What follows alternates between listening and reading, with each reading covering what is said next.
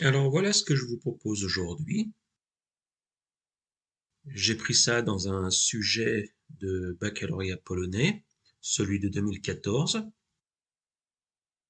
Et le but de l'exercice est de déterminer toutes les valeurs du paramètre m, telles que la fonction du second degré définie par f de x est égal à x au carré moins 2m plus 2 fois x plus 2m plus 5, possède exactement de racines réelles x1 et x2.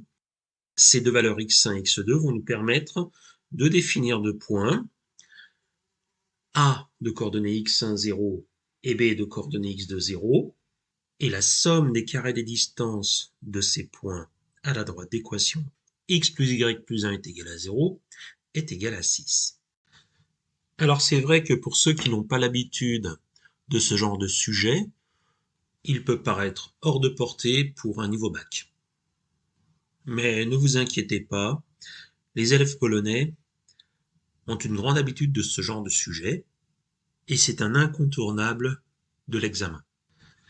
Alors, comme tous les sujets ouverts, il est capital de bien lire l'énoncé et d'en extraire les renseignements qui pourraient nous servir. Là, moi, je vois deux axes de recherche. Dans un premier temps, on sait que le trinôme admet deux racines et la somme des carrés des distances de deux points à une droite doit être égale à 6. Ainsi, à la lecture du sujet, le trinôme admettant deux racines réelles distinctes, delta, doit être strictement positif. Alors, delta b carré moins 4ac vaut moins 2 facteur de m plus 2 au carré, b carré, moins 4 fois 1 fois 2m plus 5, 4ac. Et ceci doit être strictement positif. Je développe, j'obtiens 4m carré plus 2 fois 2m fois 2 plus 4, moins 8m moins 20, strictement positif. On réduit, on ordonne, on obtient que 4m au carré moins 16 doit être strictement positif, et 4m au carré moins 16 s'écrit 4 facteur de m moins 2 facteur de m plus 2. Donc, pour que la fonction admette deux racines distinctes, il faut que m appartienne à moins l'infini moins 2, union 2 plus l'infini. Intéressons-nous maintenant à la seconde condition, qui est la suivante. La somme des carrés des distances des points A de coordonnées x1, 0 et B de coordonnées x2, 0 à la droite d'équation x plus y plus 1 est égal à 0 est égal à 6. Mais tout d'abord, un petit rappel. La distance d'un point A de coordonnées x à y à une droite D d'équation ax plus by plus c est égal à 0 vaut distance de A à D est égale à valeur absolue de axa plus bya plus c, le tout divisé par racine carrée de a au carré plus b au carré. Ce qui implique donc que la distance de A à D au carré est égale à axa plus bya plus c au carré, le tout divisé par a carré plus b carré. Dans le cas précis de l'énoncé, la droite B a pour coefficient A est égal à 1, B est égal à 1 et C est égal à 1. Le point A a pour coordonnées x1, 0. La distance de A à D au carré vaut x1 plus 1 au carré sur 2. Et de même, la distance de B à la droite D au carré vaut x2 plus 1 au carré sur 2. Ainsi, la distance de A à D au carré plus la distance de B à D au carré est égale à x1 plus 1 au carré sur 2 plus x2 plus 1 au carré sur 2. On développe ce qui est à droite pour obtenir finalement que la somme des distances au carré est égale à x1 au carré plus 2x1 plus 1 sur 2 plus x2 au carré plus x2 plus 1 sur 2. La deuxième condition de l'énoncé revient donc à résoudre l'équation x1 au carré plus 2x1 plus 1 sur 2 plus x2 au carré plus 2x2 plus 1 sur 2 est égal à 6. On multiplie par 2 les deux moments de l'équation pour obtenir x1 au carré plus 2x1 plus 1 plus x2 au carré plus 2x2 plus 1 est égal à 12. On réduit, on ordonne.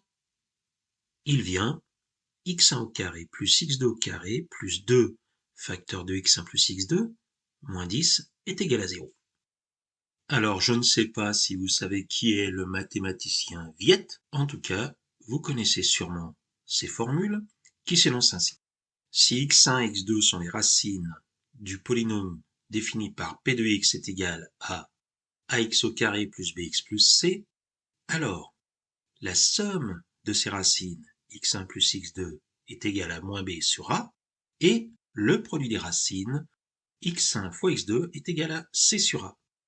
Alors là, je vois apparaître 2 facteurs de x1 plus x2, donc je vais pouvoir me servir de la formule de la somme. Mais x1 au carré plus x2 au carré, qu'est-ce qu'on peut en faire? Eh bien, tout simplement, je vais ajouter et retrancher en même temps 2x1, x2, ça ne va rien changer au niveau de la valeur, mais la forme, elle, devient intéressante. Pourquoi? x1 au carré plus 2x1, x2 plus x2 carré est égal à x1 plus x2, le tout au carré. Donc finalement, x1 plus x2 valant 2m plus 2, et x1 fois x2 valant 2m plus 5, l'équation se transforme en 2m plus 2 au carré moins 2 facteur de 2m plus 5 plus 2 facteur de 2m plus 2 moins 10 est égal à 0. Je développe 4m carré plus 8m plus 4 moins 4m moins 10 plus 4m plus 4 moins 10 est égal à 0.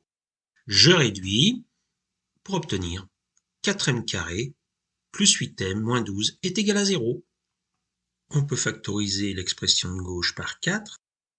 Il ne nous reste donc plus qu'à résoudre l'équation m au carré plus 2m moins 3 est égal à 0, soit en utilisant delta, soit en trouvant une racine évidente, mais en tout cas, on arrive facilement au résultat m1 est égal à moins 3 et m2 est égal à 1.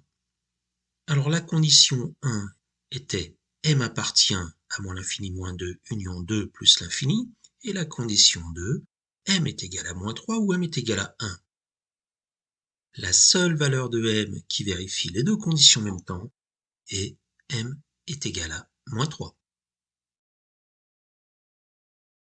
Pour visualiser tout ceci, je vais utiliser GeoGebra et successivement, je vais créer un curseur allant de moins 5 à plus 5, puis la courbe représentative de la fonction f, la droite x plus y plus 1 est égale à 0, les points d'intersection de la parabole avec l'axe des abscisses, puis les segments liant les points d'intersection avec la droite pour calculer les distances.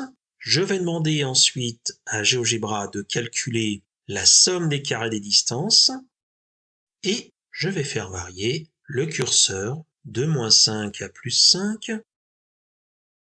et je me rends compte que effectivement, moins 3 est la seule valeur qui correspond. La valeur m est égale à 1 ne pouvait donc pas être retenue, car lorsque m est égal à 1, il n'y a pas de parabole.